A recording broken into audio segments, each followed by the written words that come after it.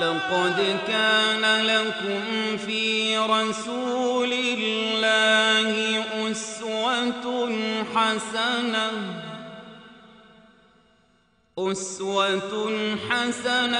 لمن كان يرجو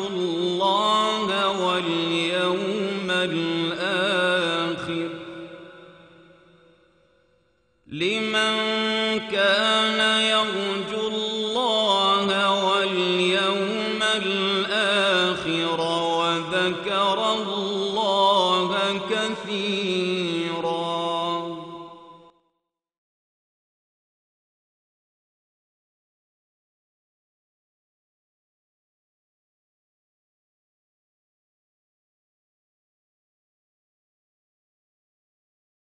الحمد لله رب العالمين والعاقبة للمتقين والصلاة والسلام على أشرف الأنبياء والمرسلين نبينا محمد وعلى آله وصحبه أجمعين. أما بعد فقد قال عز وجل في كلامه المجيد وفرقانه الحميد: أعوذ بالله من الشيطان الرجيم، بسم الله الرحمن الرحيم.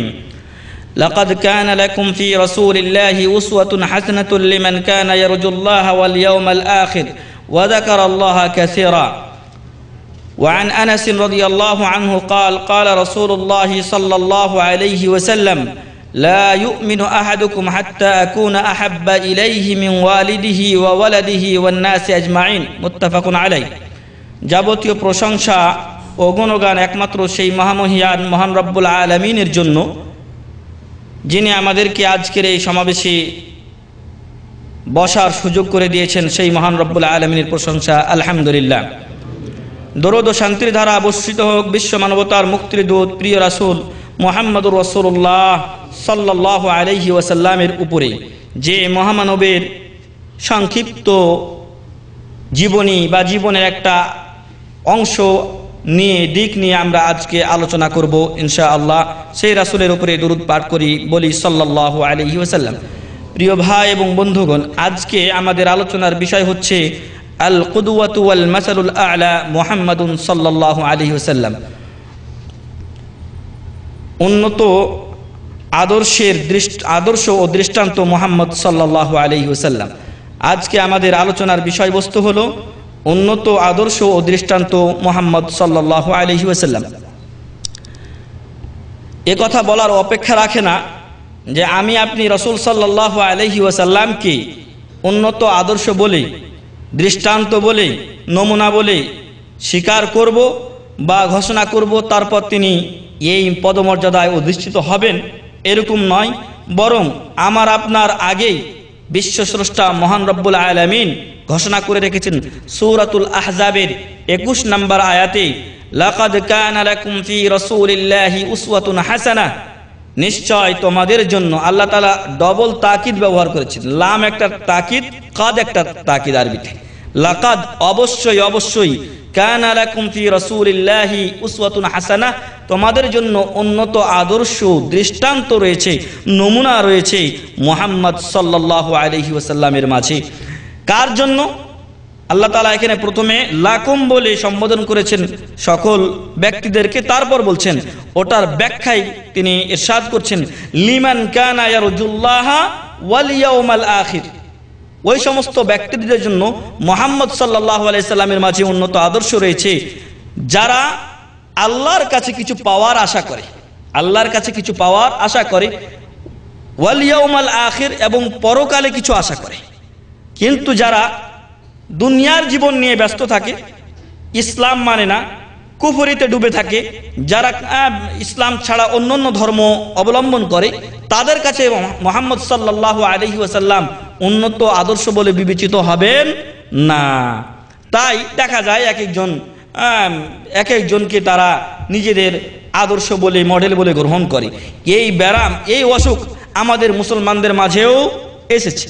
বিভিন্ন সময় পেপার, পত্রিকায়, টেলিভিশনে আপনারা দেখবেন সাক্ষাৎকার দিলে আপনার কাছে প্রিয় ব্যক্তিত্বকে অধিকাংশগুলো দেখবেন কোন শিয়াল কুকুরের নাম বলে বসে আছে। মুহাম্মদ সাল্লাল্লাহু আলাইহি ওয়াসাল্লামের নাম শতকরা মনে হয় 2-1% আসে। আমি আগে এগুলো নিয়মিত পড়তাম, কিন্তু দেখা যায় যে মুহাম্মদ সাল্লাল্লাহু আলাইহি ওয়াসাল্লামের নাম নাই বললেই চলে। কিন্তু যারা দিন মোতাবেক চলতে চায় তারা অবশ্যই মুহাম্মদ সাল্লাল্লাহু আলাইহি সাল্লামের কথা উল্লেখ করবেন। যাই হোক, যারা আল্লাহর কাছে কিছু পাওয়ার এবং পরকালে সুফলের এবং জান্নাত লাভের আশা করে তাদের জন্য মুহাম্মদ সাল্লাল্লাহু আলাইহি সাল্লামের জীবনীতে উন্নত আদর্শ রয়েছে। ওয়া যাকারাল্লাহা কাসীরা, এবং যারা আল্লাহকে বেশি বেশি জিকির করে, স্মরণ করে, যারা আল্লাহর ইবাদত বন্দেগীতে মশগুল থাকে তাদের জন্য মুহাম্মদ সাল্লাল্লাহু আলাইহি সাল্লাম উন্নত আদর্শ, এবং এই উন্নত আদর্শই তাদেরকে দুনিয়া ও আখিরাতে শান্তি দিতে সক্ষম, অন্য কোনো কিছুর দরকার নেই। তো সেই রাসূল সাল্লাল্লাহু আলাইহি ওয়াসাল্লাম হলেন আমাদের নবী ও রাসূল। আমাদের নবী ও রাসূল হলেন মুহাম্মদ সাল্লাল্লাহু আলাইহি ওয়াসাল্লাম। তার অনেক কিছুকেই আল্লাহ তাআলা প্রশংসিত বলে উল্লেখ করেছেন, তার প্রশংসা করেছেন মহান রব্বুল আলামিন মহাগ্রন্থ আল কোরআনুল কারীমের একাধিক আয়াতে এবং একাধিক বিষয়ে। কাইফালা ওয়া হুয়াল্লাযী যাক্কাহু রাব্বুহু জুমলাতান ওয়া তাফসীলা, আল্লাহ তাআলা তাকে সংক্ষিপ্ত এবং ব্যাপক উভয়ভাবে প্রশংসিত করেছেন, তার গুণকীর্তন করেছেন আল্লাহ তাআলা যে মুহাম্মদ সাল্লাল্লাহু আলাইহি সাল্লামের এই জিনিসগুলো ভালো করেছেন মহান রব্বুল আলামিন। কিন্তু ওই পথে রাসূল করিম সাল্লাল্লাহু আলাইহি সাল্লাম যখন চলেছেন তখন আল্লাহই তার প্রশংসা করেছেন। আল্লাহ তাআলা তার চরিত্রের ব্যাপারে বলছেন, ওয়া ইন্নাকা লাআলা খুলুকিন আযীম, হে মুহাম্মদ সাল্লাল্লাহু আলাইহি সাল্লাম নিশ্চয় আপনি উন্নত চরিত্রের অধিকারী।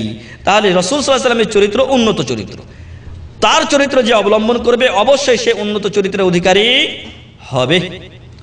এমনই ভাবে আল্লাহ তাআলা রাসূল সাল্লাল্লাহু আলাইহি সাল্লামের জ্ঞানের প্রশংসা করেছেন। জ্ঞানকে আল্লাহ তাআলা সুন্দর বলে উল্লেখ করেছেন। মুহাম্মদ সাল্লাল্লাহু আলাইহি সাল্লামের জ্ঞানকে বলছেন, মা দাল্লা সাহিবুকুম ওয়া মা গাওয়া। রাসূল সাল্লাল্লাহু আলাইহি সাল্লামকে কুফারে কুরাইশ, তৎকালীন কাফেরেরা এবং এখনকার শয়তান দলেরা তারা পথভ্রষ্ট বিপদগামী বলে উল্লেখ করে, কিন্তু আল্লাহ সার্টিফিকেট দিচ্ছেন তারা নবী মুহাম্মদ সাল্লাল্লাহু আলাইহি সাল্লামকে, বলছেন মা দাল্লা সাহিবুকুম, তোমাদের সাথী মুহাম্মদ সাল্লাল্লাহু আলাইহি সাল্লাম তিনি পথভ্রষ্ট হননি, গুমরাহ হয়ে যাননি, ওয়ামা গাওয়া এবং বেকেও যাননি। অনেক সময় এই দুটার মধ্যে পার্থক্য হলো পথভ্রষ্ট হলো পুরাটাই পথভ্রষ্ট হয়ে যাওয়া, বিপদগামী হয়ে যাওয়া একেবারে, আর মা গাওয়া মানে বেঁকে যাননি। এর অর্থ হলো যে আপনি সঠিক পথে আছেন, চলতে চলতে অনেক সময় আপনিও বাঁকা পথে আমিও বাঁকা পথে চলি, তো এরকম কোন সময় তিনি সঠিক পথ থেকে ডানে বামে চলে গেছেন এমনটি হয়নি। তাই রাসূল সাল্লাল্লাহু আলাইহি সাল্লামের আকলের জ্ঞানের প্রশংসা করে মহান রব্বুল আলামিন বলছেন, মা দাল্লা সাহিবুকুম ওয়া মা গাওয়া। রাসূল সাল্লাল্লাহু আলাইহি সাল্লাম পথভ্রষ্ট হননি, আর কোন পথে বিপথে বেঁকে যাবেন সেটাও তিনি করেননি। সূরাতুন নাজম 2 নম্বর আয়াত। এমনইভাবে রাসূল সাল্লাল্লাহু আলাইহি সাল্লামের জিহ্বার প্রশংসা করা হয়েছে, তার বাণীর প্রশংসা করা হয়েছে। তা বলা হচ্ছে ওয়া মা ইয়ানতিকু আনিল হাওয়া, রাসূল সাল্লাল্লাহু আলাইহি সাল্লাম নিজের মন গড়া কোনো কথা বলেন না। আপনি তো কত মন গড়া কথা বলি, অনেকে আরেকজনকে হাসানোর জন্য নিজে নিজে কথা বানায় তারপর বলি, ইত্যাদি ইত্যাদি। তো আল্লাহ তাআলা রাসূল সাল্লাল্লাহু আলাইহি সাল্লামের ব্যাপারে বলছেন ওয়া মা ইয়ানতিকু আনিল হাওয়া, রাসূল সাল্লাল্লাহু আলাইহি ওয়াসাল্লাম নিজের মন গড়া কোনো কথা কোনোদিন বলেননি। ইন হুয়া ইল্লা ওয়াহয়ুন ইউহা, যে কথাগুলো তিনি বলেন সেই কথাগুলো তার কাছে ওহী করা হয়। ওহী আমরা জানি ওহী দুই প্রকার, ওহী মাতলু, ওহী গায়রে মাতলু। যেটা মাতলু কোরআন মাজিদ আমরা সর্বদা তেলাওয়াত করি, এটা আল্লাহর পক্ষ থেকে সরাসরি ওহী, আর যেগুলো হাদিসে রাসূল সাল্লাল্লাহু আলাইহি ওয়াসাল্লাম সেগুলো এক প্রকার ওহী। ওইগুলো আল্লাহ রাসূল সাল্লাল্লাহু আলাইহি ওয়াসাল্লাম ততক্ষণ পর্যন্ত বলেননি যতক্ষণ তার কাছে এলহাম না এসেছে, যতক্ষণ আল্লাহর পক্ষ থেকে তিনি সাড়া না পেয়েছেন ততক্ষণ তিনি বলেননি, নিজের পক্ষ থেকে সেগুলো তিনি বলেননি। সূরাতুন নাজম 3 এবং 4 নম্বর আয়াত। এমনই ভাবে আল্লাহ তাআলা রাসূল সাল্লাল্লাহু আলাইহি ওয়াসাল্লামের যে কলব, যে হৃদয়, সেই হৃদয়ের গুণ গিয়ে প্রশংসা করে বলছেন মা কাযাবাল ফুআদু মা রাআ। রাসূল সাল্লাল্লাহু আলাইহি সাল্লামের হৃদয়, অন্তর যা দেখেছে সেই ব্যাপারে তিনি মিথ্যা বলেননি। রাসূল সাল্লাল্লাহু আলাইহি ওয়াসাল্লাম জিবরিল আলাইহিস সালামকে তার স্ব আকৃতিতে দেখেছিলেন, এই ব্যাপারে তিনি মিথ্যা বলেননি। এমনই ভাবে আল্লাহ তাআলা তার চোখের প্রশংসা করে বলছেন মা যাগাল বাসারু ওয়া মা তাগা। রাসূল সাল্লাল্লাহু আলাইহি ওয়াসাল্লামের চোখ এটা বেঁকে যায়নি এবং তিনি নিজেও অবাধ্য হয়ে যাননি। অর্থাৎ রাসূল সাল্লাল্লাহু আলাইহি ওয়াসাল্লাম যখন জিবরিল আলাইহিস সালামকে দেখেছিলেন তো উনি জিবরিল আলাইহিস সালামকেই দেখেছিলেন, অন্য কাউকে দেখেননি। আস্তে আস্তে এক ভাই প্রশ্ন করছিলেন যে কাবা শরীফের উপরে নাকি সাদা কাপড় বেঁধে একটা লোক নামছে, সবাই বলছে যে উনি ফেরেশতা। কি করে বুঝলো যে উনি ফেরেশতা? ফেরেশতাকে তার স্ব-আকৃতিতে দেখার সামর্থ্য মানুষের নেই। রসুল সাল্লাল্লাহু আলাইহি সাল্লামকে আল্লাহ তাআলা দেখার পাওয়ার দিয়েছিলেন, এরপরও রসুল সাল্লাল্লাহু আলাইহি সাল্লামের অন্তর ধুকু ধুকু করে এমন অবস্থায় বেহুশের মতো এসে খাদিজা রাদিয়াল্লাহু আনহার কাছে পড়ে গেছিলেন।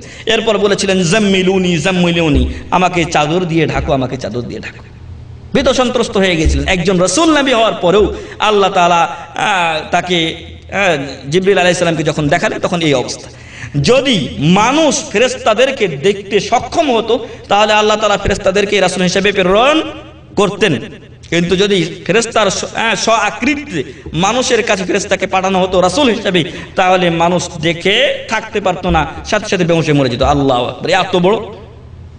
যেরকম জিবরিল আলাইহিস সালামের ব্যাপারে রাসূল সাল্লাল্লাহু আলাইহি ওয়াসাল্লাম বলছেন যে লাহু সিত্তু মিয়াতু জানাহ, তার কয়শো পাখা ছিল? 600 পাখা ছিল। কাদ কুল্লু জানাহিন কাদ সাদ্দাল উফুক, প্রত্যেক পাখা জিবরিল আলাইহিস সালামের এই পূর্ব এবং পশ্চিম প্রান্ত পুরোটা ঘিরে আছে। দেখে থাকতে পারবো আমরা? এই জন্য আল্লাহ মানুষের মধ্য থেকেই একজন রসুল প্রেরণ করেন প্রত্যেক উম্মাতের কাছে, ফেরেশতাদেরকে প্রেরণ করেন। যাই হোক, রসুল সাল্লাল্লাহু আলাইহি সাল্লাম যখন ফেরেশতাকে দেখেছেন, জিবরিল আলাইহিস সালামকে দেখেছেন, তখন সঠিকই দেখেছেন। তারপরে আল্লাহ তাআলা রসুল সাল্লাল্লাহু আলাইহি সাল্লামের যে সাথী, সেই সাথীর প্রশংসা করে বলছেন যে আল্লামাহু শাদীদুল কুওয়া। রসুল সাল্লাল্লাহু আলাইহি সাল্লামকে যে বাণীগুলো শিক্ষা দিয়েছেন আল্লাহর তরফ থেকে, তিনি হলেন জিবরিল আলাইহিস সালাম এবং তিনি শক্তিশালী। তিনি শক্তিশালী, আল্লামাহু শাদীদুল কুওয়া, অত্যন্ত শক্তিশালী, আল্লাহ তাআলারই প্রদত্ত শক্তি। তবে তাকে আল্লাহ তাআলা শক্তি দিয়েছেন, এই শক্তিশালী এবং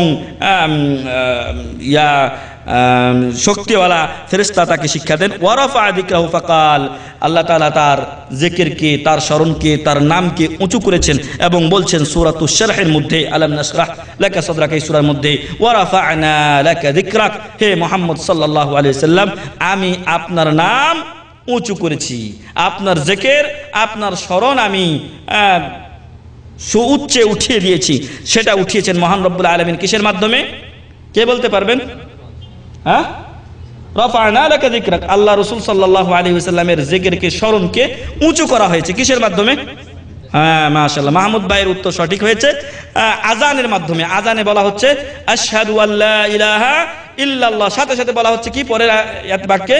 আশহাদু আন্না মুহাম্মাদার রাসূলুল্লাহ। প্রত্যেক মুয়াজ্জিন যখন আযান দেন তখন তারা দ্বিতীয়বার আশহাদু আল্লা ইলাহা ইল্লাল্লাহ বলার পরেই আশহাদু আন্না মুহাম্মাদার রাসূলুল্লাহ বলেন। তো আল্লাহ তাআলা তার মর্যাদাকে উঁচু করেছেন নিজের সাথে সংযুক্ত করে। তারপরে আল্লাহ তাআলা রসুল সাল্লাল্লাহু আলাইহি ওয়াসাল্লামের গুরুত্ব বোঝাতে গিয়ে রসুল সাল্লাল্লাহু আলাইহি ওয়াসাল্লামের জীবনের কসম খেয়েছেন। যখন কোনো জিনিসের বিষয়ের শপথ করা হয় তখন সেই বিষয়ের গুরুত্ব বোঝানোর জন্যই করা হয়। আল্লাহর কসম করে বলছি ভাই, এটা যাতে আমি বিশ্বাস করি আপনার কথা, বা আরেক ভাইজার সাথে আপনি কথা বলছেন তিনি যাতে আপনার কথা বিশ্বাস করেন, তাই তো এই কথা বলা, শপথ করা। তো আল্লাহ তাআলা বিশ্ব মানবতাকে তা রসুল সাল্লাল্লাহু আলাইহি ওয়াসাল্লামের বয়সের, জীবনের শপথ করে বলছেন লা আমরুকা, আপনার বয়সের শপথ হে মুহাম্মদ সাল্লাল্লাহু আলাইহি ওয়াসাল্লাম, ইন্নাহুম লাফি সাকরাতিহিম ইয়ামাহুন, নিশ্চয় যারা বিপদগামী, যারা পথভ্রষ্ট, তারা তাদের ঘূর্ণাবর্তে ঘুরপাক খাচ্ছে, তারা তাদের হত বুদ্ধিতায় ঘুরপাক খাচ্ছে। সূরাতুল হিজর 72 নম্বর আয়াত। ওয়া আকসামা বিল বালাদাতিল্লাতী হুয়া ফিহা, আর আল্লাহ রাসূল সাল্লাল্লাহু আলাইহি ওয়াসাল্লাম যেই শহরে ছিলেন সেই শহরের আল্লাহ তাআলা কসম করেছেন। অতএব রাসূল সাল্লাল্লাহু আলাইহি ওয়াসাল্লাম সেই শহরে থাকার কারণে সেই শহরের গুরুত্ব আরো বেড়ে গেছে। আল্লাহ বলছেন লা উকসিমু বিহাদাল বালাদ, আমি এই বালাদের, এই শহরের তথা মক্কা নগরীর শপথ করে বলছি। ওয়া আনতা হিল্লুম বিহাদাল বালাদ, আর নিশ্চয় আপনি এই শহরকে কি করবেন? হালাল করবেন। আপনার জন্য এই শহরকে কিছুক্ষণের জন্য হালাল করা হবে। সেটা কখন, কে বলতে পারবেন? রাসূল সাল্লাল্লাহু আলাইহি সাল্লামের জন্য মক্কা শহর হালাল করা হয়েছিল, অথচ মক্কা হারাম, তাই না? মক্কা শহরটা এটা হারাম এরিয়ার মধ্যে রয়েছে, এখানে মারামারি করা, কাটাকাটি করা, কোনো গাছ এখানকার কাটা ইত্যাদি এগুলো নিষেধ। কিন্তু আল্লাহ তাআলা তার রাসূল সাল্লাল্লাহু আলাইহি সাল্লামের জন্য হালাল করেছিলেন। বলছেন ওয়া আনতা হিল্লুম বিহাদাল বালাদ, আপনি এই শহরকে হালাল করবেন। কখন? মক্কা বিজয়ের সময় রাসূল সাল্লাল্লাহু আলাইহি ওয়াসাল্লামের জন্য ক্ষণিকের, রাসূল সাল্লাল্লাহু আলাইহি ওয়াসাল্লামের ক্ষেত্রে ক্ষণিকের জন্য মক্কাকে হালাল করে দেওয়া হয়েছিল যুদ্ধ করা। মক্কায় তারপরে যুদ্ধ চিরতরে হারাম হয়ে গেছে, মামনু। এরপরে যারা যুদ্ধ করেছে, মক্কায় যুদ্ধ হয়েছে এরপরে, তো এই সবগুলোই ছিল হারাম। যারা এই যুদ্ধগুলো করেছে তারা বড় পাপ করেছে। এমনি যদি অন্যায় যুদ্ধ করে থাকে তাহলে তো বড় পাপ, এরপরে যেহেতু মক্কা শরীফ হারাম এরিয়া, আরও বড় পাপ হয়েছে। তো আমরা এই জিনিসগুলো থেকে জানতে পারলাম যে রাসূল সাল্লাল্লাহু আলাইহি ওয়াসাল্লামের এ সকল বিষয়ে প্রশংসা গুণকীর্তন মহান রব্বুল আলামিন উম্মতের কাছে, বিশ্ব মানবতার কাছে পেশ করেছেন। তাই আমার আপনারও উচিত হবে যে এই রাসূল সাল্লাল্লাহু আলাইহি ওয়াসাল্লাম আমাকে আপনাকে যা কিছু দিয়ে গেছেন সে অনুযায়ী আমার আপনার জীবন চালানো এবং আমার আপনার আত্মীয় স্বজন যারা আছে তাদেরকে মুহাম্মদ সাল্লাল্লাহু আলাইহি ওয়াসাল্লাম সম্পর্কে অবগত করা।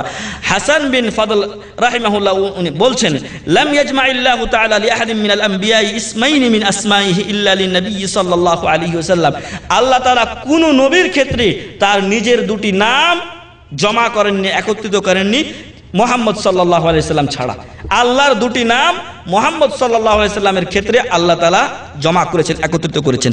ফাইন্নাহু ক্বালা আন নাফসিহি সুবহানাহু ওয়া তাআলা, আল্লাহ তাআলা তার নিজের ক্ষেত্রে বলছেন, ইন্নাল্লাহা বিন-নাসি লারাউফুর রহিম, নিশ্চয় আল্লাহ তাআলা মানুষের প্রতি অত্যন্ত দয়াশীল এবং নরম, মানুষের প্রতি আল্লাহ তাআলা। সূরাতুল হজ 65 নম্বর আয়াত। নিজের ক্ষেত্রে রউফ এবং রাহিম শব্দ দুটি ব্যবহার করার পরে তার নবী সম্পর্কে মহান রব্বুল আলামিন বলছেন, লাকাদ জাআকুম রাসূলুম মিন আনফুসিকুম, নিশ্চয় তোমাদের মধ্য থেকে একজন তোমাদের নিকটে রাসূল হিসেবে এসেছেন, আজিজুন আলাইহি মা আনিতুম, তোমাদের যে কষ্টগুলো হয় এই কষ্টগুলো তার কাছে খুব কঠিন মনে হয়। আমার আপনার যে মাশাক্কা, কঠোরতা আমার আপনার জীবনে আসে, এতে রাসূল সাল্লাল্লাহু আলাইহি ওয়াসাল্লাম ব্যথিত হন। আর সেই ব্যথার মধ্যে আছে মানুষ যখন ইসলাম গ্রহণ না করে বিপদগামী হয় তখন রাসূল সাল্লাল্লাহু আলাইহি ওয়াসাল্লামের হৃদয়ে তিনি কষ্ট পান। তাই তিনি সর্বদা চেষ্টা করতেন যে উম্মাত যাতে বেশি সংখ্যক ইসলামের মধ্যে দাখিল হয়, প্রবেশ করেন, এবং এতে তার হৃদয় শান্তি পেত। তো এক নাম্বার হচ্ছে যে আজিজুন আলাইহি মা আনিতুম, উম্মাত যদি কষ্ট পায় তাহলে এটা তার কাছে খুব কঠিন বিষয় হয়ে দাঁড়ায়।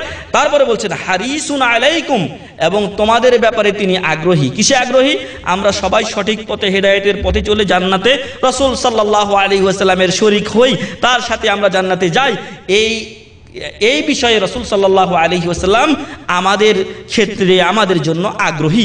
আল্লাহ রাসূল সাল্লাল্লাহু আলাইহি ওয়াসাল্লাম মন থেকে, হৃদয় থেকে চান আমার সকল উম্মাত হেদায়েতের পথে আসুক এবং আমরা সবাই একসাথে জান্নাতে যাই। তারপর বলছেন বিল মুমিনিনা রাউফুর রহিম, মুমিনদের ব্যাপারে এই নবী মুহাম্মদুর রাসূলুল্লাহ সাল্লাল্লাহু আলাইহি ওয়াসাল্লাম অত্যন্ত বিনয়ী, নম্র এবং দয়াশীল। রাসূল সাল্লাল্লাহু আলাইহি ওয়াসাল্লামের ক্ষেত্রে আল্লাহ তাআলা দুটি গুণ ব্যবহার করেছেন, নিজের দুটি গুণ। নিজের ব্যাপারে বলছেন রাউফুর রহিম, রাসূল সাল্লাল্লাহু আলাইহি ওয়াসাল্লামের ব্যাপারে বলেছেন রাউফুর রহিম। অতএব সেই রাসূল সাল্লাল্লাহু আলাইহি ওয়াসাল্লাম যার ক্ষেত্রে রাসূল মহান রব্বুল আলামিন নিজের দুটি গুণ একসাথে ব্যবহার করেছেন, তিনি কি করে কুদওয়া এবং মাসালুল আলা হবেন না? অবশ্যই রাসূল সাল্লাল্লাহু আলাইহি ওয়াসাল্লাম হলেন বিশ্ব মানবতার জন্য উন্নত আদর্শ। মহান রব্বুল আলামিন মুমিনদেরকে আদেশ করেছেন রাসূল সাল্লাল্লাহু আলাইহি ওয়াসাল্লামের সাথে সুন্দর আচরণ করতে, শিষ্টাচার রক্ষা করতে, ভালো ব্যবহার করতে, তার সাথে বেয়াদবি করতে নিষেধ করা হয়েছে। মহান রব্বুল আলামিন বলছেন বিসমিল্লাহির রহমানির রহিম, ইয়া আইয়ুহাল্লাযীনা আমানু, হে ঈমানদারগণ, লা তুকদ্দিমু বাইনা ইয়াদাইল্লাহি ওয়া রাসূলিহি, আল্লাহ এবং তার রাসূল সাল্লাল্লাহু আলাইহি ওয়াসাল্লামের আগে বেড়ে তোমরা কোনো কাজ করতে যেও না, কোনো কথা বলতে যেও না বা বলিও না। ওয়াত্তাকুল্লাহ, এবং তোমরা আল্লাহকে ভয় করো। ইন্নাল্লাহা সামিউন আলিম, নিশ্চয় তোমরা যা কিছু বলো তা আল্লাহ শুনেন এবং জানেন। আমি আপনি আল্লাহ এবং তার রাসূল সাল্লাল্লাহু আলাইহি ওয়াসাল্লামের অগ্রে বেড়ে কোনো কথা বলছি কিনা, কোনো কাজ করছি কিনা, এটা আল্লাহ শুনছেন। কোনো কথা বললে আল্লাহ শুনছেন, কোনো কাজ করলে আল্লাহ তাআলা সে সম্পর্কে সম্যক অবগত আছেন। তাই আমার আপনার উচিত হবে যেখানে কোরআন ও হাদিসের কথা চলে এসেছে সেখানে আমার আপনার মত চলবে না। এই জন্য বিশ্ব মানবতার মুক্তির সনদ হলো কোরআন ও সহিহ হাদিস। কোরআন ও সহিহ হাদিস। রাসূল সাল্লাল্লাহু আলাইহি ওয়াসাল্লাম বলেছিলেন, তারাকতু ফীকুম আমরাইন লান তাদিল্লু মা তামাসসাকতুম বিহিমা কিতাবুল্লাহি ওয়া সুন্নাতু রাসূলিহি সাল্লাল্লাহু আলাইহি ওয়াসাল্লাম, আমি তোমাদের মাঝে দুটি জিনিস রেখে গেলাম, এই দুটি জিনিস তোমরা যতদিন মজবুতভাবে আঁকড়ে ধরে থাকবে লান তাদিল্লু, কখনোই পথভ্রষ্ট হবে না। একটা হচ্ছে কোরআন, একটা হচ্ছে তার হাদিস, রসুল সাল্লাল্লাহু আলাইহি ওয়াসাল্লামের মুখ নিঃসৃত বাণী। তো আমি আপনি যখন কোরআন ও হাদিস ছেড়ে দিয়ে আমার মাযহাব কি বলে, ফিকহের কিতাবে কি বলা হয়েছে, ওখানে কি বলা হয়েছে, ও ইমামে আজম কি বলেন, যদি ইমামে আজম এদিকেই পেয়ে যায় তাহলে রসুল সাল্লাল্লাহু আলাইহি ওয়াসাল্লাম কোন ইমাম হলেন? ইমামে আসগর? লা হাওলা ওয়ালা কুওয়াতা। ইমামে আজম হতে হলে তো রসুল সাল্লাল্লাহু আলাইহি ওয়াসাল্লাম হবেন ইমামে আজম। তাই প্রিয় ভাই এবং বন্ধুগণ, আমার আপনার উচিত হবে যে হাদিস কোরআন যেখানে চলে এসেছে সেখানে আমি আপনি আমান্না ওয়া সাল্লামনা, সেখানে আমাকে আপনাকে আত্মসমর্পণ করতে হবে। আব্দুল্লাহ ইবনে আব্বাস রাদিয়াল্লাহু আনহুমা বললেন যে আল্লাহ রাসূল সাল্লাল্লাহু আলাইহি ওয়াসাল্লাম এমন এমন বলেছেন। তখন সাহাবাগণ বললেন, কিন্তু আবু বকর এবং ওমর রাদিয়াল্লাহু আনহুমা তারা এরকম বলেন। তখন তিনি বলেছিলেন যে আবার ভয় হয় যে তোমাদের উপরে আকাশ থেকে পাথরের বৃষ্টি আযাব স্বরূপ আল্লাহ তাআলা নিক্ষেপ করবেন বা নাজিল করবেন। আকুলু ক্বালা রাসূলুল্লাহি সাল্লাল্লাহু আলাইহি ওয়াসাল্লাম ওয়া তাকুলুনা ক্বালা আবু বকর ওয়া ওমর, আমি বলছি যে আল্লাহ রাসূল সাল্লাল্লাহু আলাইহি ওয়াসাল্লাম বলেছেন, আর তোমরা বলছো যে আবু বকর এবং ওমর বলেছেন। তাহলে আল্লাহ রাসূল সাল্লাল্লাহু আলাইহি ওয়াসাল্লামের সাথে আবু বকর ওমর রাদিয়াল্লাহু আনহুর তুলনা চলে না। আমরা বিশ্বাস করি, আমাদের আকীদা আহলুস সুন্নাহ ওয়াল জামাআহ সালফে সালেহিনের আকীদা হচ্ছে যে আল্লাহ রাসূল সাল্লাল্লাহু আলাইহি ওয়াসাল্লামের পরে শ্রেষ্ঠ মানুষ হলেন পৃথিবীর বুকে আবু বকর রাদিয়াল্লাহু আনহু, তারপরে শ্রেষ্ঠ মানুষ হলেন ওমর বিন খাত্তাব রাদিয়াল্লাহু আনহু। কিন্তু এরপরও তাদের দুইজনের কথা রাসূল সাল্লাল্লাহু আলাইহি ওয়াসাল্লামের কথার সাথে কোনোদিন তুলনা চলতে পারে না। আর আজ আমি আপনি কলিমুদ্দিন সলিমুদ্দিনের কথা রাসূল সাল্লাল্লাহু আলাইহি ওয়াসাল্লামের কথার সাথে টক্কর লাগাই। আজ আমি আপনি যখন ইমামদের কথা বলতে যাই বা সলিমুদ্দিন কলিমুদ্দিনের কথা বলতে চাই তখন সনদের দরকার হয় না, কিন্তু রাসূল সাল্লাল্লাহু আলাইহি ওয়াসাল্লামের কথার সময় সনদের দরকার হয়। তাই যারা মাযহাবের দোহাই দেয়, যারা এত বড় বড় আলেম আছে আমাদের দেশে, ওরা কি বুঝে না এর দোহাই দেয়, তাদেরকে বলবো সাবধান এবং সতর্ক হন। আপনাকে অত বড় বড় উঁচা উঁচা আলেমের কথা বলা হয়নি, আপনাকে বলা হয়েছে কোরআন ও হাদিস মানতে। তাই কোরআন ও হাদিসের পথে আসুন। আল্লাহ আমাদেরকে সে অনুযায়ী চলার তৌফিক দান করুন, আল্লাহুম্মা আমিন। এরপরে আল্লাহ বলছেন ইয়া আইয়ুহাল্লাযীনা আমানু। তাহলে এক নাম্বার আদব আমরা পেলাম রাসূল সাল্লাল্লাহু আলাইহি ওয়াসাল্লামের সাথে বা ক্ষেত্রে তার আগে বেড়ে কোনো কথা বলা যাবে না, যেটা তিনি বলেছেন খালাস, ওইখানে আমাকে আপনাকে স্টপ থাকতে হবে। এরপরে বলা হচ্ছে ইয়া আইয়ুহাল্লাযীনা আমানু, হে ঈমানদারগণ, লা তারফাউ আসওয়াতাকুম ফাওকা সাউতিন নবী ওয়া লা তাজহারু লাহু বিল কওলি কাজাহরি বাযিকুম লিবাযি। হে ঈমানদারগণ, তোমরা তোমাদের আওয়াজকে রাসূল সাল্লাল্লাহু আলাইহি ওয়াসাল্লামের সামনে উঁচু করিও না। রাসূল সাল্লাল্লাহু আলাইহি ওয়াসাল্লাম কথা বলছেন আর ওই সময় আমি আপনি উঁচু করে কথা বলবো তার চাইতে উঁচু আওয়াজে, এটা সম্পূর্ণ হারাম, নিষিদ্ধ। ওয়ালা তাজহারু লাহু বিল কওলি কাজাহরি বাযিকুম লিবাযি। আর রাসূল সাল্লাল্লাহু আলাইহি ওয়াসাল্লাম এর সামনে যখন থাকবে তখন পরস্পর থাকলে যেরকম চিল্লাচিল্লি করো, এরকম রাসূল সাল্লাল্লাহু আলাইহি ওয়াসাল্লামের সাথে সামনে চিল্লাচিল্লি করা যাবে না, গন্ডগোল করা চলবে না। এখন রাসূল সাল্লাল্লাহু আলাইহি ওয়াসাল্লাম ইন্তেকাল করেছেন, এই আয়াত আমরা কিভাবে পালন করব? এই আয়াত আমাকে আপনাকে পালন করতে হবে। রাসূল সাল্লাল্লাহু আলাইহি ওয়াসাল্লামের কবরের কাছে গিয়ে সালাম দিবেন, ওখানে গিয়ে চিল্লাচিল্লি করবেন না। এমনই ভাবে রাসূল সাল্লাল্লাহু আলাইহি ওয়াসাল্লামের হাদিস এখনো আমাদের মাঝে বিদ্যমান আছে, সেই হাদিসের উপরে হাত তোলার অধিকার আমার আপনার নেই, সেখানেও হাত দেওয়া যাবে না। যদি দেন তাহলে রাসূল সাল্লাল্লাহু আলাইহি ওয়াসাল্লামের কথার উপরে আপনি কথা উঁচু করলেন। এমনই ভাবে আন তাহবাতা আমালুকুম ওয়া আনতুম লা তাশউরুন, যদি করো রাসূল সাল্লাল্লাহু আলাইহি ওয়াসাল্লামের আওয়াজের উপর যদি আওয়াজ উঁচু করো, রাসূল সাল্লাল্লাহু আলাইহি ওয়াসাল্লামের উপরে যদি হাদিসের উপরে যদি হাত তোলো, তাহলে আন তাহবাতা আমালুকুম, তোমাদের আমলগুলো বরবাদ হয়ে যেতে পারে। ওয়া আনতুম লা তাশউরুন, অথচ তোমরা সেটা উপলব্ধি করতে পারবে না। অতএব যে রাসূল সাল্লাল্লাহু আলাইহি ওয়াসাল্লামের ব্যাপারে এত আয়াত এবং এত গুণকীর্তন করা হলো, সেই রাসূল সাল্লাল্লাহু আলাইহি ওয়াসাল্লাম অবশ্যই বিশ্ব মানবতার জন্য উন্নত আদর্শ। আয়েশা রাদিয়াল্লাহু আনহাকে রাসূল করিম সাল্লাল্লাহু আলাইহি ওয়াসাল্লামের চরিত্রের ব্যাপারে যখন জিজ্ঞাসা করা হয়েছিল তখন তিনি বলেছিলেন কানা খুলুকুহু আল কোরআন, রাসূল সাল্লাল্লাহু আলাইহি ওয়াসাল্লামের চরিত্র হলো আল কোরআন। আল কোরআনের বাস্তবায়নই হলো রাসূল সাল্লাল্লাহু আলাইহি ওয়াসাল্লাম এবং সেটাই হলো আমাদের জন্য উন্নত আদর্শ এবং দৃষ্টান্ত। কোরআনের বাস্তব রূপ রাসূল সাল্লাল্লাহু আলাইহি ওয়াসাল্লাম তার জীবনে দিয়ে গেছেন। যদি বাস্তব রূপের দরকার না হতো তাহলে রাসূলের দরকার ছিল? রসুলের দরকার ছিল না। রসুল সাল্লাল্লাহু আলাইহি সাল্লাম এবং আম্বিয়া আলাইহিমুস সালামকে পাঠানোর উদ্দেশ্য ছিল যে হাতে কলমে তিনি শিক্ষা দিয়ে যাবেন। এজন্য আল্লাহ রসুল সাল্লাল্লাহু আলাইহি সাল্লাম মেম্বারে দাঁড়িয়ে নামাজ শিক্ষা দিয়েছেন, নিজে রোজা রেখে সাহাবাদেরকে রোজা শিখিয়েছেন, নিজে হজ করে সাহাবাদেরকে হজ শিখিয়ে দিয়েছেন। বলেছেন খুযু আন্নী মানাসিকাকুম, হজের সময় তিনি বলেছেন আমার কাছ থেকে হজের নিয়ম শিক্ষা করো, শিখে নাও। ফালাআল্লি লা আলকাকুম বাদা আমী হাদা, হয়তো হতে পারে এই বছরের পরে আমি তোমাদের মাঝে নাও থাকতে পারি, ছিলেন না সাল্লাল্লাহু আলাইহি ওয়াসাল্লাম। রাসূল সাল্লাল্লাহু আলাইহি ওয়াসাল্লাম পরের বছর আর বাঁচেননি, হজ থেকে আসার কিছুদিন পরেই অসুস্থ হলেন এবং এই দুনিয়া ত্যাগ করলেন। তো যাই হোক, রাসূল সাল্লাল্লাহু আলাইহি ওয়াসাল্লাম ছিলেন কোরআনের জীবন্ত রূপ, জীবন্ত দৃষ্টান্ত হলেন রাসূল সাল্লাল্লাহু আলাইহি ওয়াসাল্লাম। তাই আমার আপনার উচিত রাসূল সাল্লাল্লাহু আলাইহি ওয়াসাল্লামের পথকে অনুসরণ করা, কারণ মানুষের তো সেই পথই অনুসরণ করা দরকার যেই পথ উন্নত এবং তাকে দুনিয়া ও আখিরাতে শান্তি দিবে। রাসূল সাল্লাল্লাহু আলাইহি ওয়াসাল্লাম জীবনে এমন কোনো কাজ করেননি এবং কথা বলেননি যা মানুষের জন্য দুনিয়া ও আখিরাতে কল্যাণকর হতে পারে না। রাসূল সাল্লাল্লাহু আলাইহি ওয়াসাল্লাম যা বলেছেন বিশ্ব মানবতার মুক্তির জন্য, কল্যাণের জন্যই বলেছেন। রাসূল সাল্লাল্লাহু আলাইহি ওয়াসাল্লাম আমাকে আপনাকে ভালোবাসেন, কেন আমি আপনি রাসূল সাল্লাল্লাহু আলাইহি ওয়াসাল্লামকে ভালোবাসি না? হাদিসে এসেছে আব্দুল্লাহ ইবনে আমর ইবনে আল-আস আন্না নবী সাল্লাল্লাহু আলাইহি ওয়াসাল্লাম তালা কাউলাল্লাহি আযজা ওয়া জাল ফি ইব্রাহিম। রাসূল সাল্লাল্লাহু আলাইহি ওয়াসাল্লাম ইব্রাহিম আলাইহিস সালামের ব্যাপারে যে আয়াত বলা হয়েছে সেই আয়াত তিনি তেলাওয়াত করলেন। সেখানে বলা হচ্ছে, ইব্রাহিম আলাইহিস সালাম বলছেন, রব্বি ইন্নাহুন্না আদলালনা কাসীরাম মিনান নাস। হে আল্লাহ, হে আমার পালনকর্তা, হে আমার রব, বিপদগামীরা অনেক মানুষকে বিপথে নিয়ে গেছে, পথভ্রষ্ট করে দিয়েছে। ফামান তাবিআনি ফাইন্নাহু মিন্নি। যারা আমার অনুসরণ করবে তারা আমার দলের লোক। এরপরে তিনি ওই আয়াতের পরে ঈসা আলাইহিস সালামের ক্ষেত্রে আরেকটা আয়াত পাঠ করলেন, যেখানে বলা হয়েছে ঈসা আলাইহিস সালাম বলছেন, ইন তুআযিবহুম ফাইন্নাহুম ইবাদুক ওয়া ইন তাগফির লাহুম ফাইন্নাকা আনতাল আজিজুল হাকীম। হে আল্লাহ, তুমি যদি মানুষদেরকে তাদের পাপের কারণে শাস্তি দিয়ে থাকো তাহলে ফাইন্নাহুম ইবাদুক, তারা তো তোমারই বান্দা। ওয়া ইন তাগফির লাহুম, আর আপনি যদি তাদেরকে ক্ষমা করে দেন, ফাইন্নাকা আনতাল আজিজুল হাকীম, নিশ্চয় আপনি অত্যন্ত পরাক্রমশালী এবং হিকমতময়, বিজ্ঞানময়। তো মহান রব্বুল আলামিন এর রাসূল ঈসা আলাইহিস সালামের এই আয়াতটি রাসূল সাল্লাল্লাহু আলাইহি ওয়াসাল্লাম পাঠ করার পরে ফারাফা ইয়াদাইহি, আকাশের দিকে মহান রব্বুল আলামিনের পানে তার দুই হাত উত্তোলন করলেন। ওয়া ক্বালা, এবং বললেন, আল্লাহুম্মা উম্মতি উম্মতি, হে আল্লাহ আমার উম্মত আমার উম্মত। তিনি কার চিন্তা করছেন? আমার আপনার চিন্তা করছেন, উম্মতের চিন্তা করছেন।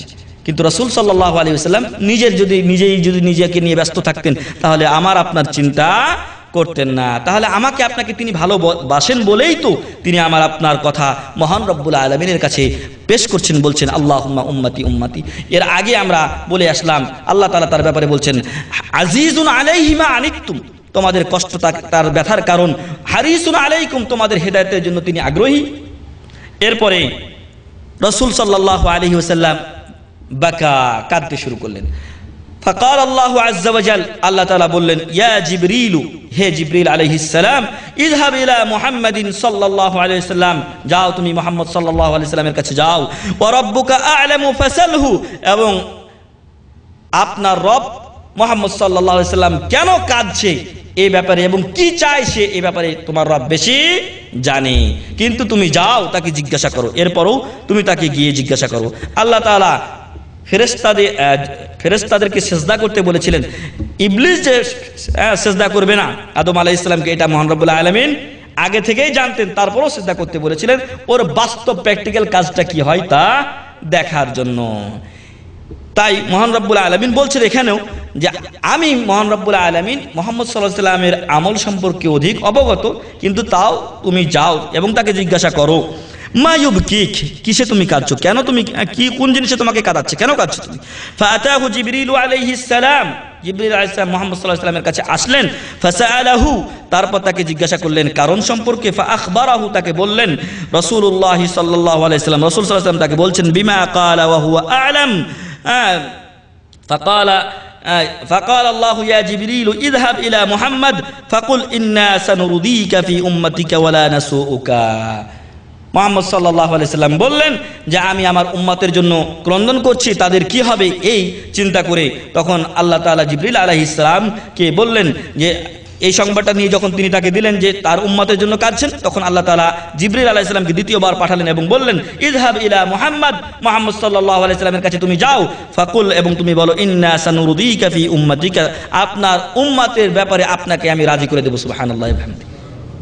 রাসূল সাল্লাল্লাহু আলাইহি ওয়াসাল্লাম সন্তুষ্ট হয়ে যাবেন, এরকম আচরণ মহান রব্বুল আলামিন রাসূল সাল্লাল্লাহু আলাইহি ওয়াসাল্লামের সাথে করবেন তার উম্মতের ব্যাপারে।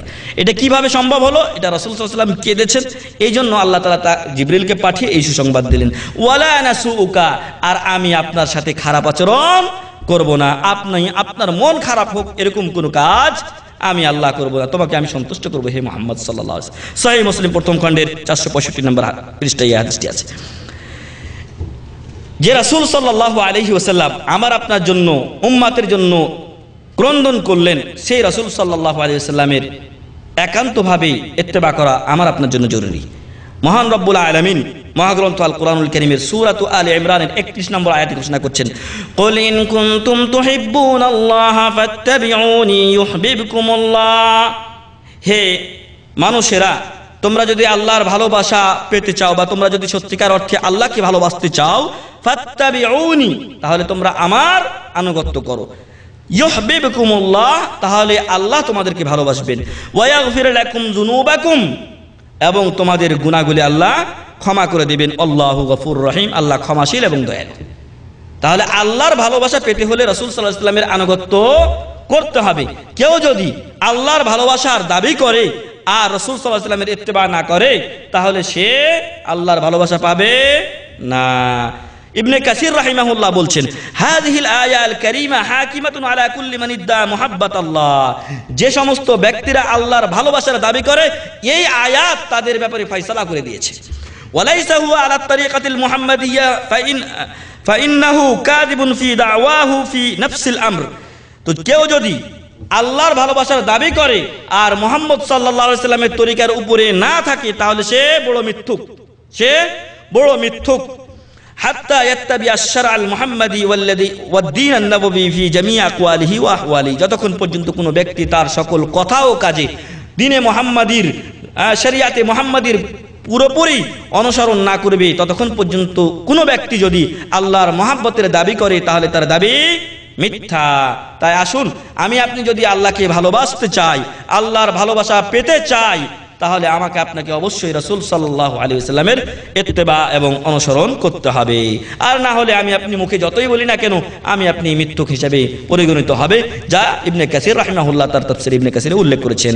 রাসূল সাল্লাল্লাহু আলাইহি ওয়াসাল্লাম আমাদের জন্য উন্নত আদর্শ এবং দৃষ্টান্ত, এর বেশ কয়েকটি দিক রয়েছে। রাসূল সাল্লাল্লাহু আলাইহি ওয়াসাল্লামের চরিত্র এবং জীবনী নিয়ে আলোচনা করলে আমরা সেগুলো জানতে পারি। রাসূল সাল্লাল্লাহু আলাইহি ওয়াসাল্লাম উম্মতের প্রতি ছিলেন অত্যন্ত বিনয়ী, নম্র এবং দয়াপ্রবণ।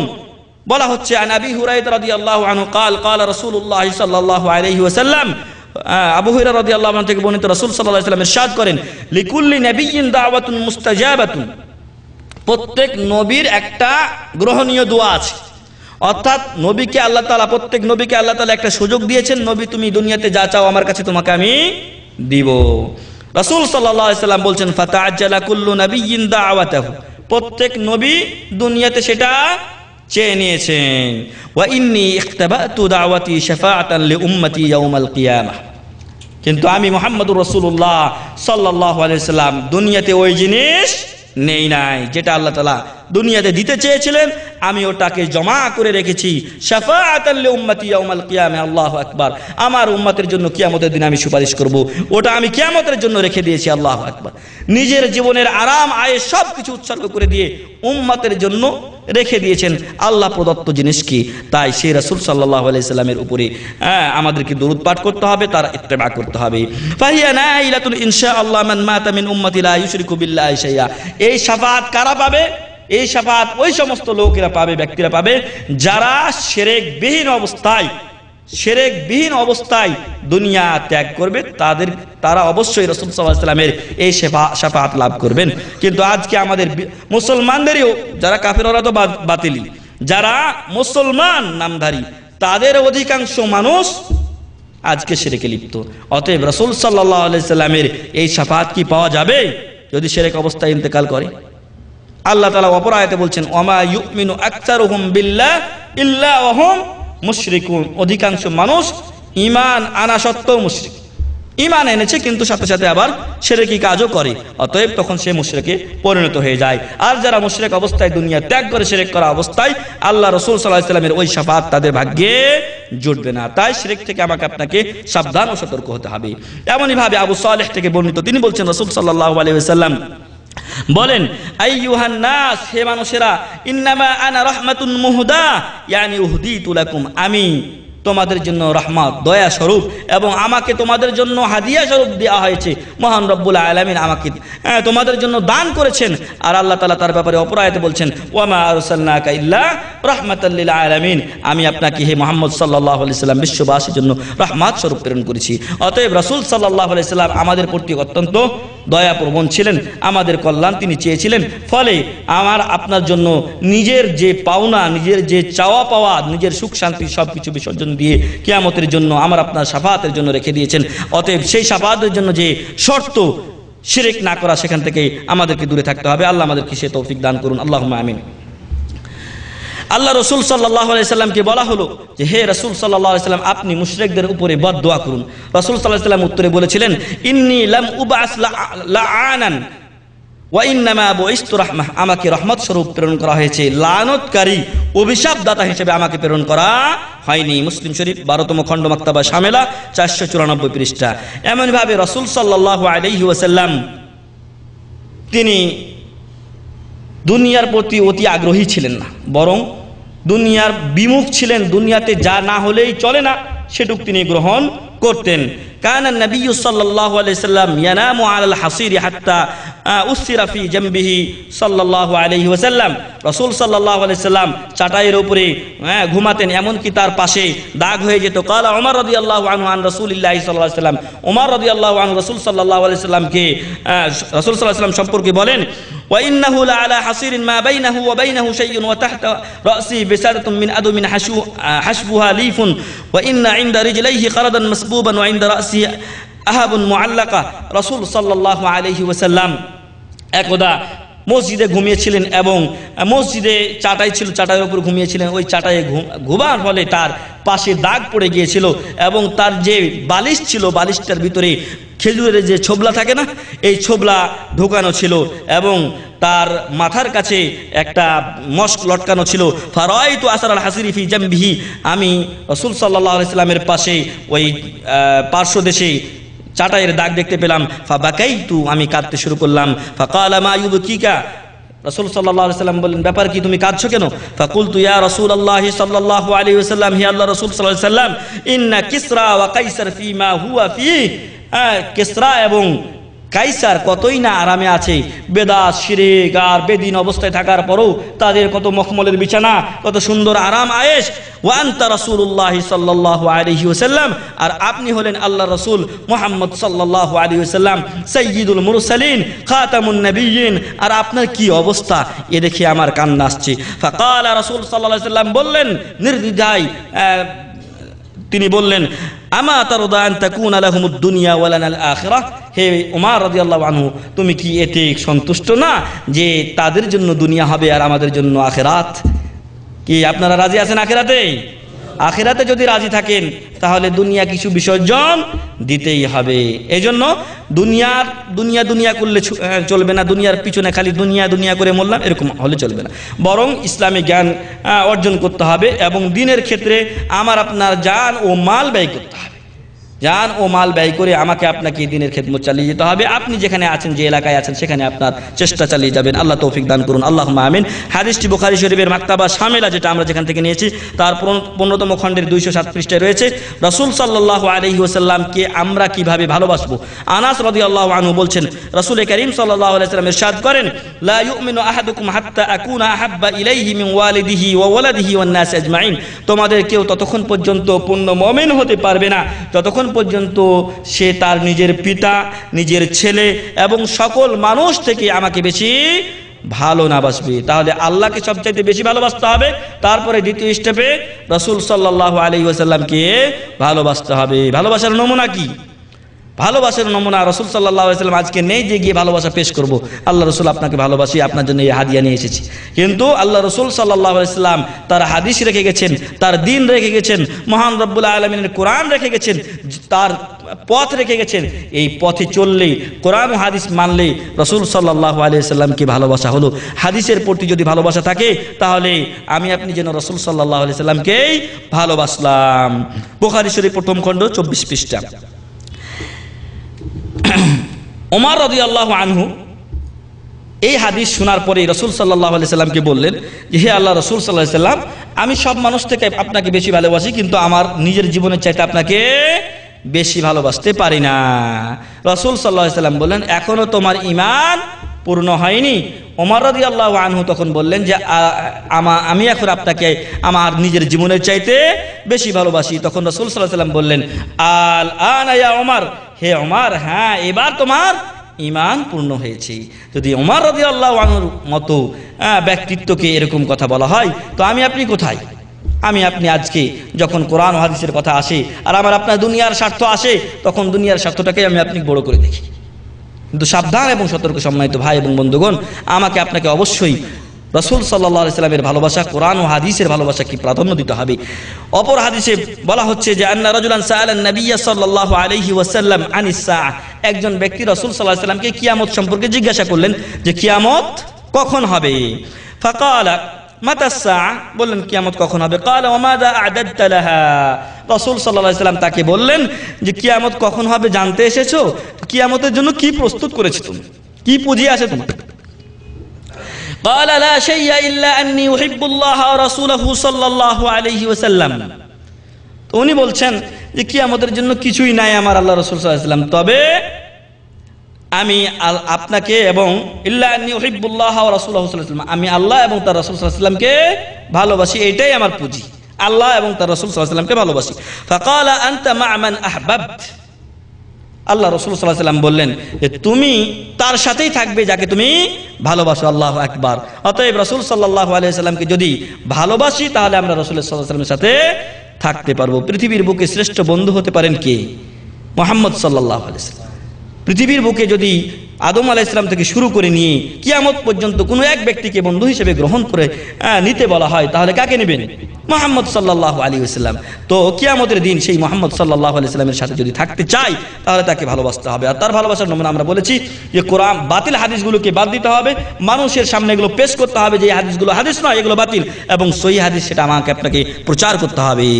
قال انس رضي الله عنه, তিনি বলছেন ফামা ফারহনা বিশাইইন ফারহনা বিকাউলি নবী সাল্লাল্লাহু আলাইহি ওয়াসাল্লাম আনতা মা মান আহবাবতা, আল্লাহ রাসূল সাল্লাল্লাহু আলাইহি ওয়াসাল্লামের কথা আনতা মা মান আহবাবতা, তুমি তার সাথে থাকবে যাকে তুমি ভালোবাসো, এই কথা শুনে আমরা যেরকম খুশি হয়েছি এর চাইতে বেশি খুশি রাসূল সাল্লাল্লাহু আলাইহি ওয়াসাল্লামের কোনো কথা দিয়ে আর কোনোদিন হয়নি। আল্লাহু আকবার।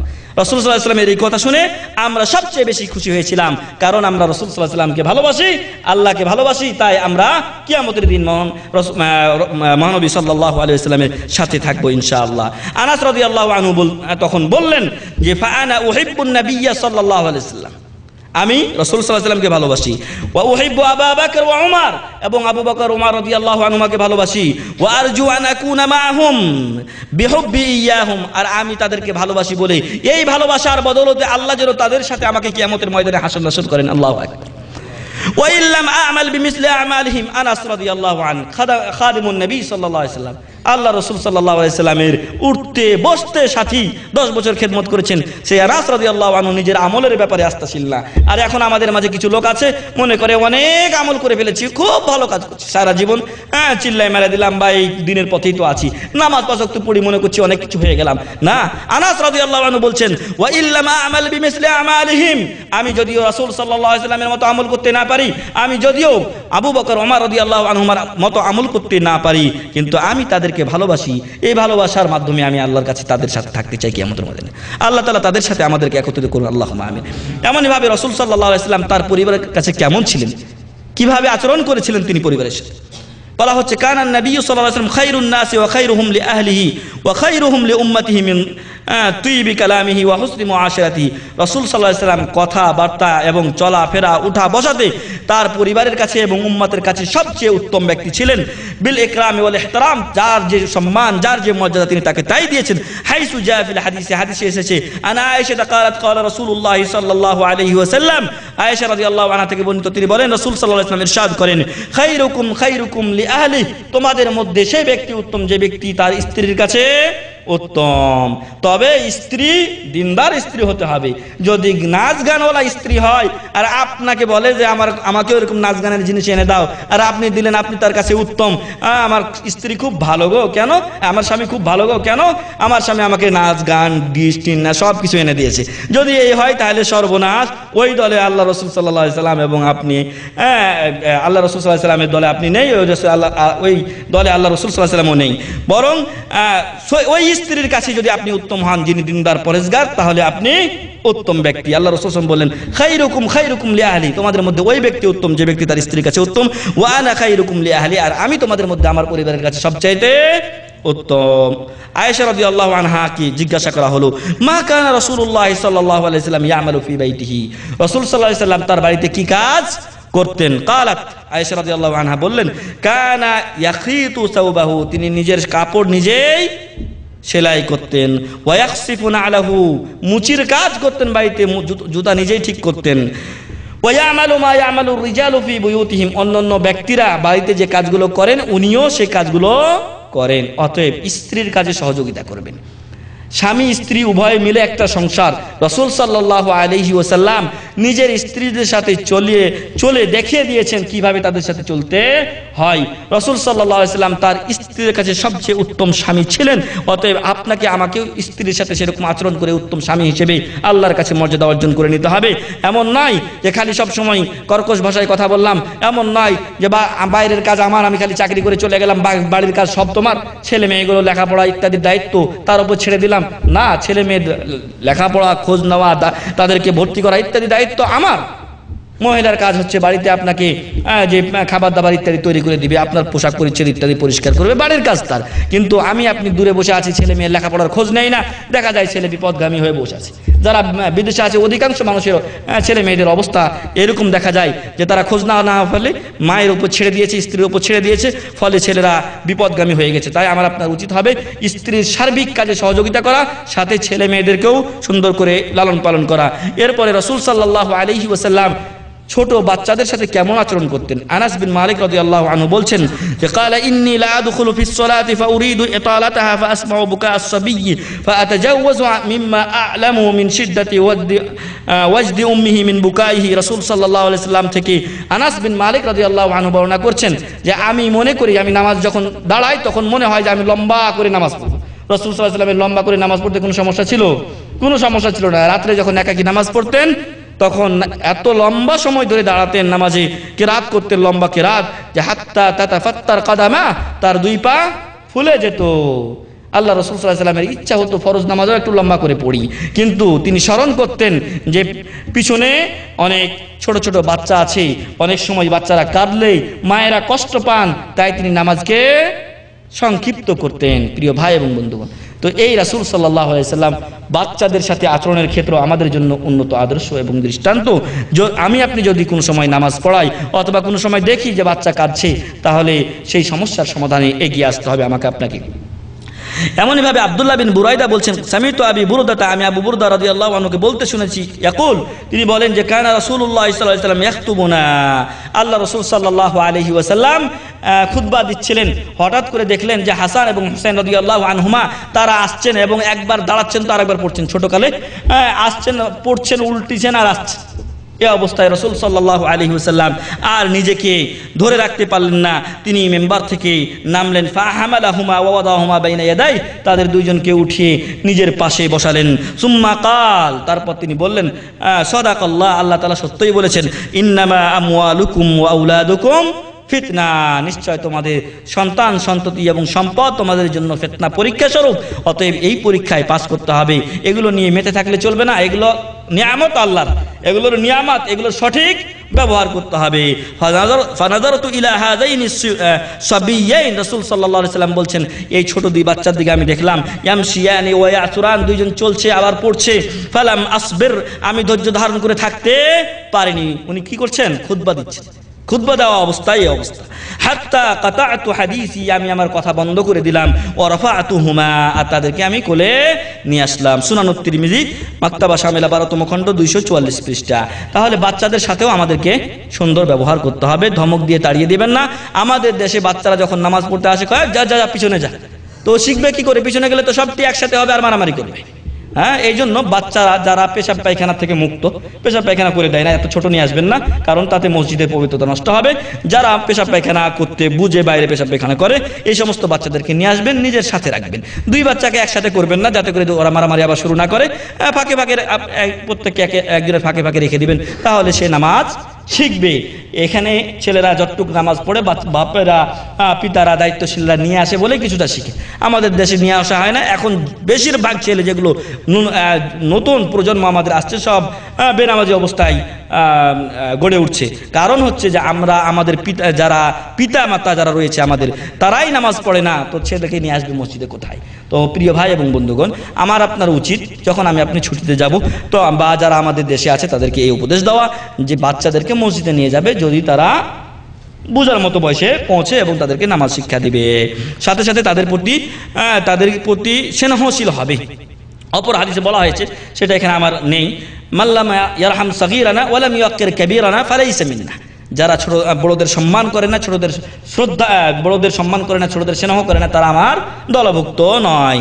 অপর হাদিসে আবু কাতাদা রাদিয়াল্লাহু আনহু বলছেন যে রাসূল করিম সাল্লাল্লাহু আলাইহি ওয়াসাল্লাম নামাজ পড়তেন ওয়া হুয়া হামিলুন উমামাতা বিনতি যায়নাব বিনতি রাসূলিল্লাহ সাল্লাল্লাহু আলাইহি ওয়াসাল্লাম। তো উমামা বিনতে যায়নাব বিনতে রাসূলুল্লাহ সাল্লাল্লাহু আলাইহি ওয়াসাল্লাম, রাসূল সাল্লাল্লাহু আলাইহি ওয়াসাল্লামের মেয়ে যায়নাবের মেয়ে উমামাকে আল্লাহ রাসূল সাল্লাল্লাহু আলাইহি ওয়াসাল্লাম নামাজে কাঁধে নিতেন। ওয়ালি আবিল আস ইবনে রাবিয়া ইবনে আব্দুশ শামস, আচ্ছা ওই যায়নাব বিনতে রাসূলুল্লাহ সাল্লাল্লাহু আলাইহি ওয়াসাল্লামের স্বামী ছিল কে? আবুল আস বিন রাবিয়া বিন আব্দুশ শামস। ফাইদা সাজাদা ওয়াদাআহা, যখন সিজদায় যেতেন তখন রেখে দিতেন। ওয়াইদা কামা হামালাহা, আবার যখন উঠতেন তখন তাকে ঘাড়ে নিয়ে উঠতেন, তবে এটা নফল নামাজে ছিল। তাহলে রাসূল সাল্লাল্লাহু আলাইহি ওয়াসাল্লাম বাচ্চাদের সাথে ভালো আচরণ করেছেন, তাদেরকে নিয়ে খেলাধুলা করেছেন এবং তাদেরকে দূর দূর করে তাড়িয়ে দেননি। এই আচরণ নিজের বাচ্চার সাথেও করবেন, অন্যের বাচ্চার সাথেও করবেন। আল্লাহ আমাদেরকে বাচ্চাদেরকে সুন্দরভাবে গড়ে তোলার তৌফিক দান করুন, আল্লাহুম্মা আমিন। রাসূল সাল্লাল্লাহু আলাইহি ওয়াসাল্লাম চাকরের সাথে কেমন আচরণ করেছেন, এখন আমরা যারা কাজ করছি আমেল হিসেবে, আমরা কিন্তু ওই মুনব্বিদের পক্ষ থেকে, কফিলদের পক্ষ থেকে রূঢ় কর্কশ আচরণের এবং খারাপ আচরণের শিকার হচ্ছি। ওই সমস্ত লোকদের জন্য বেশি দরকার এই সকল কিছু বোঝা। এবং আপনি অনেক সময় নিজেরাও মানুষ খাটিয়ে থাকি, লোক চাকর গোলাম খাটিয়ে থাকি, তাদের প্রতি কেমন আচরণ হওয়া দরকার সেটা আমাদেরও শিক্ষা নিতে হবে।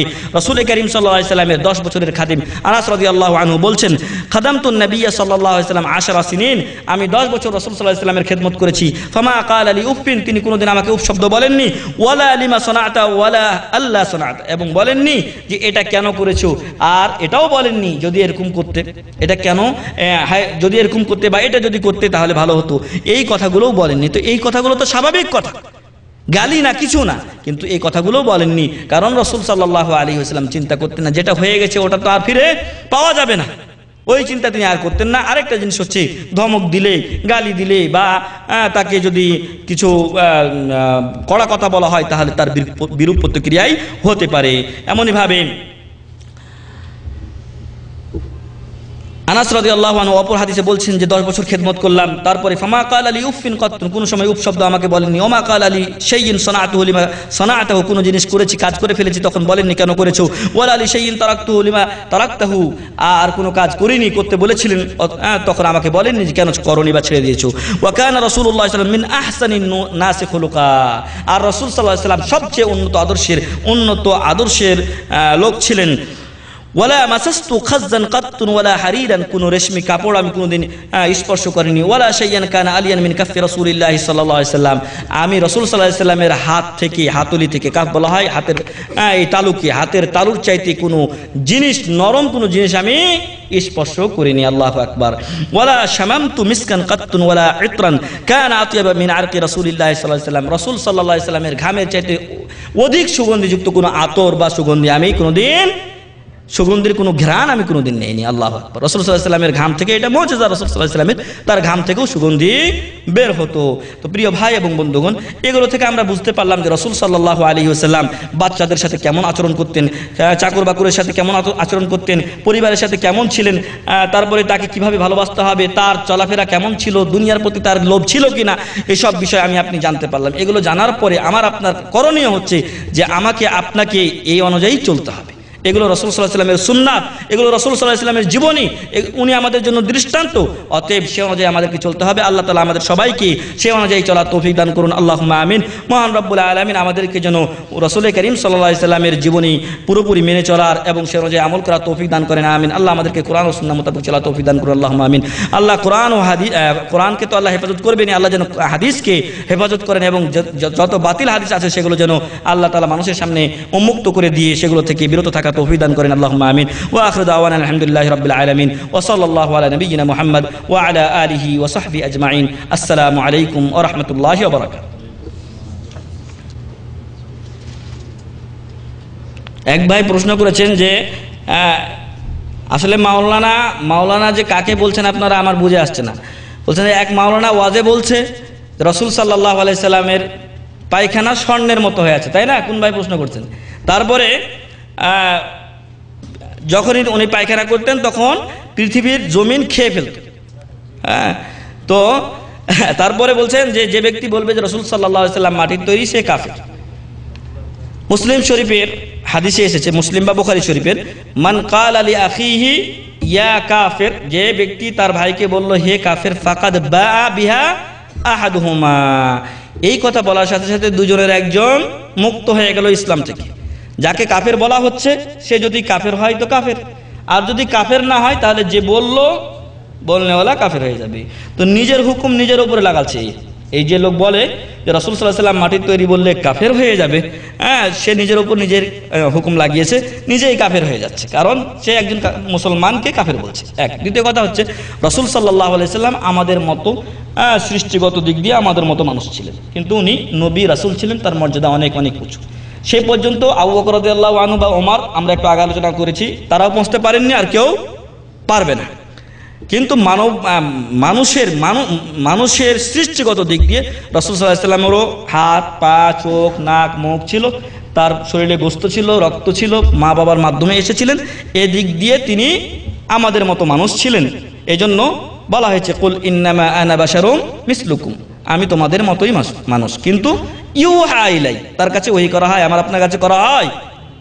এই সমস্ত লোকদের কাছে শয়তানে ওহী করে, ওদের কাছে শয়তানে ওহী করে। তো রাসূল সাল্লাল্লাহু আলাইহি ওয়াসাল্লাম নবী রাসূল ছিলেন, এই জন্য তার মর্যাদা অনেক অনেক উঁচু, কিন্তু মানুষের দিক দিয়ে তিনি আমাদের মতো মানুষ ছিলেন। আর মাটির তৈরির বলা যে জিনিসটা, এটা হচ্ছে আমাদের আদি পিতা আদম আলাইহিস সালাম মাটির তৈরি ছিলেন। এই জন্য পরবর্তী যত মানুষই আসুক না কেন, তাদের মূল নসল কোথা থেকে? আদম আলাইহিস সালাম থেকে। আদম আলাইহিস সালাম মাটির তৈরি ছিলেন, তাই আমরাও মাটির তৈরি। যদিও আমাদেরকে আল্লাহ তাআলা গোশত ইত্যাদি দিয়ে তৈরি করেছেন, হাড্ডি, গোশত, হাড্ডি ইত্যাদি দিয়ে, কিন্তু আমাদের মূল হচ্ছে মাটি। আমাদের মূল মাটি। এমনইভাবে ফেরেশতাদের মূল হচ্ছে নূর, আলো, আর জিনদের মূল হচ্ছে আগুন। অতএব মূল ধাতু যেটা, সেটার উপরে আমাদের হুকুম হবে। অতএব যারা রাসূল সাল্লাল্লাহু আলাইহি ওয়াসাল্লাম আমাদের মতো মানুষ, মর্যাদাগত দিক থেকে উন্নত, এবং আদম আলাইহিস সালাম আমাদের আদি পিতা মাটি দিয়ে তৈরি হওয়ার কারণে আমরাও মাটির তৈরি, রাসূল সাল্লাল্লাহু আলাইহি ওয়াসাল্লামও মাটির তৈরি। এই আকীদাই সহি আকীদা। যারা এর বিপরীত আকীদা পোষণ করবে তারা বেদাতি এবং অনেক সময় শিরক পর্যন্ত পৌঁছতে পারে। যাই হোক, এই বলে শেষ করছি। ওমা আলাইনা ইল্লাল বালাগ, সুবহানাকা আল্লাহুম্মা ওয়া বিহামদিকা। আর আছে নাকি প্রশ্ন? আর যেটা পায়খানার কথা বলেছেন, রাসূল সাল্লাল্লাহু আলাইহি ওয়াসাল্লাম, আল্লাহ তাআলা কোনো খাস আয়াত বা হাদিসে রাসূল সাল্লাল্লাহু আলাইহি ওয়াসাল্লামও বলা হয়নি যে আমার পায়খানা পাক, বরং পায়খানা যেটা ওটা না পাকি, সেটা রাসূল সাল্লাল্লাহু আলাইহি ওয়াসাল্লামের হোক আর যাই হোক। এই সমস্ত বাতিলপন্থীরা ওই রাসূল সাল্লাল্লাহু আলাইহি ওয়াসাল্লামের পেশাব খেয়ে নিয়েছিল, নিচে রাখা হয়েছিল ইয়ার এই খাটের নিচে, আর ওইটা খেয়ে নিয়ে জান্নাত ওয়াজিব করে দিল, জাহান্নাম হারাম হয়ে গেল। এই সব বাতিলদের কথা। এবং ওরা নিজেদের পায়খানা মানুষকে খাওয়াইতো। যারা খেয়াল রাখবেন, যেখানে ওরস ইত্যাদি হয় সেখানে মহিলাদের হায়েজ নেফাসের রক্ত দেওয়া হয়, তাই ওগুলোতে খবরদার কোনোদিন খাইতে যাবেন না। ওগুলোতে ওরা এগুলোকে জাদু করে, যাতে করে আপনি তার মুরিদ হয়ে যান, আপনার মন তার দিকে চলে আসে, এই জন্য বাজে কিছু কাজ করে। তো এগুলো হচ্ছে ওদের কাজ। খাক, ওরা পায়খানা খাবে তো পায়খানা গিয়ে খায়।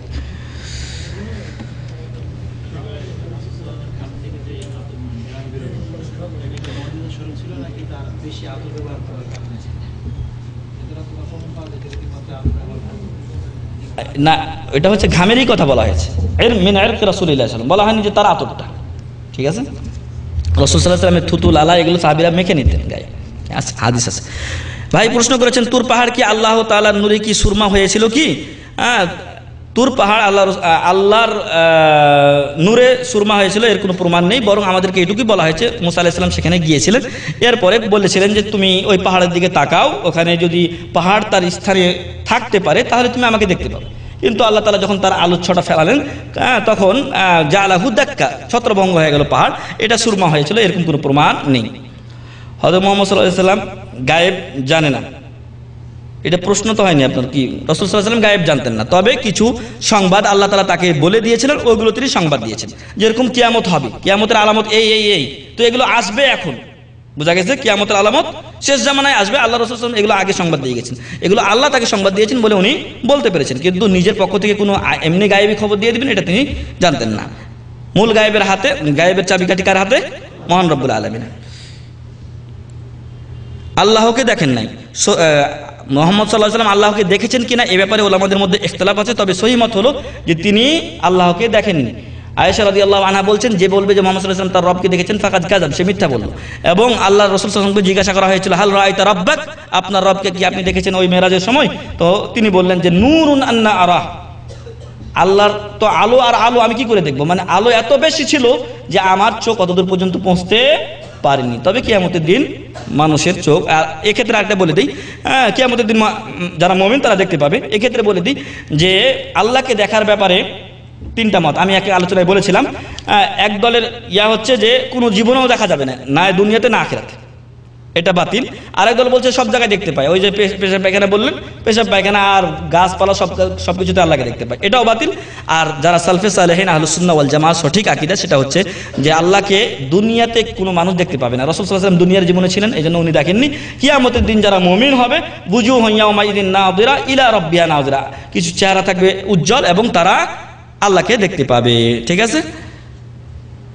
দিনের ব্যাপারে কোনো কিছু গোপন রাখেন নাই, আল্লাহ রাসূল সাল্লাল্লাহু আলাইহি ওয়াসাল্লাম দিনের ব্যাপারে কোনো খেয়ানত করেননি, সবকিছু তিনি পৌঁছে দিয়েছিলেন। বিদায় হজ্জে বলেছিলেন আমি কি তোমাদের কাছে আমার রিসালাতের দায়িত্ব পৌঁছে দিয়েছি? তিনি বলেছিলেন, সাহাবারা বলেছিলেন যে হ্যাঁ আপনি পৌঁছে দিয়েছেন। আল্লাহ তাআলা রাসূল সাল্লাল্লাহু আলাইহি ওয়াসাল্লাম তিনবার আঙ্গুলি আকাশের দিকে বলেছিলেন আল্লাহুম্মা ফাশহাদ, আল্লাহুম্মা ফাশহাদ, আল্লাহ সাক্ষী থাকে। এরপরে এর দলিলের বরাত জানালে ভালো হতো, এটাই বললাম। রাসূল সাল্লাল্লাহু আলাইহি ওয়াসাল্লাম যে বিদায় হজ্জের হাদিস আছে সেটা পড়ে নেবেন। ওমা আলাইনা ইল্লাল বালাগ, সময় শেষ, আমাদের খাওয়া দাওয়ার হয়তো ব্যবস্থা আছে। সুবহানাকা আল্লাহুম্মা ওয়া বিহামদিকা আশহাদু আল্লা ইলাহা ইল্লা আনতা আস্তাগফিরুকা ওয়া আতুবু